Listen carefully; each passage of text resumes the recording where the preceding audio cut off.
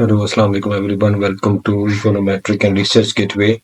Today we are going to discuss the last part of our debate, which is primarily linked with the causality analysis, which will be comprises of in our 8th week. Okay, so before moving further, let me discuss something. The authors have focused on Dumitrescu and Hurlin 2012 causality analysis for the reverse check of the results as well. Okay, so for this purpose, the process is quite simple.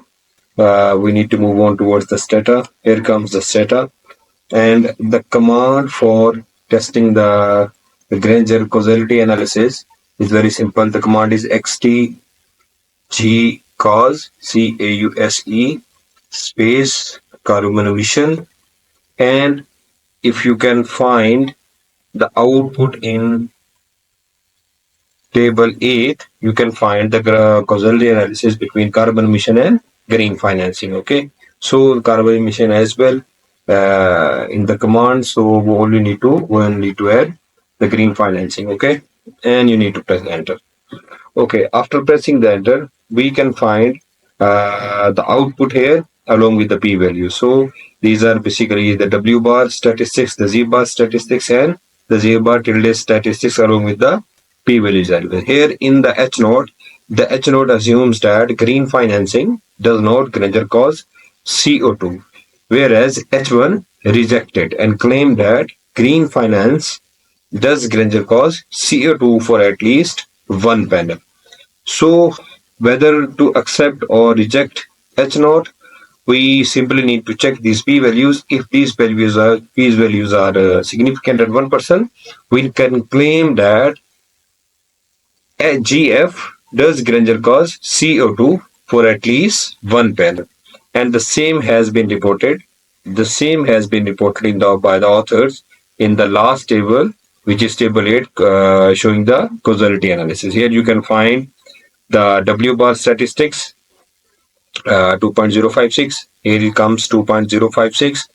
The Z bar statistics, here come 3.423, and the p value is 0.00. So these values are showing that H1 is accepted to claim that green financing or green finance Granger cause carbon emission for the selected economies. Okay, now we need to repeat the same process for the rest of the variables. For example, now we need to type the second variable of interest is import, okay, along with the carbon emission. Okay, we just need to type IM. Now these are actually the output. You can just compare it. Here comes the W bar, here comes, you can say, the Z bar. The same has been reported in the stata, and the same has been given in table 8 under the title of causality analysis, where the p value is highly significant at 1%. Okay, now we need to repeat it for the export. Here comes for the export EX. You can find the W bar score of 3.234. Yes, it is 3.234, and the Z bar is 7.24, and the p value is highly significant at 1%. Now the next variable is GDP.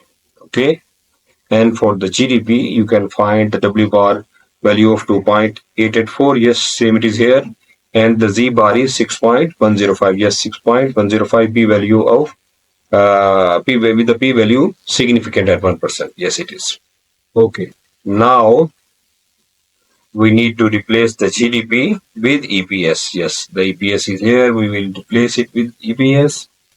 Now the output is in term of W bar is 2.80. Yes, 2.80. It is reported here, and Z bar is 5.8338. So you can report it 5.834 with the p value of less than 1%. And last but not the least, we need to check the Granger causality analysis for the green innovation aspect. Here comes the green innovation.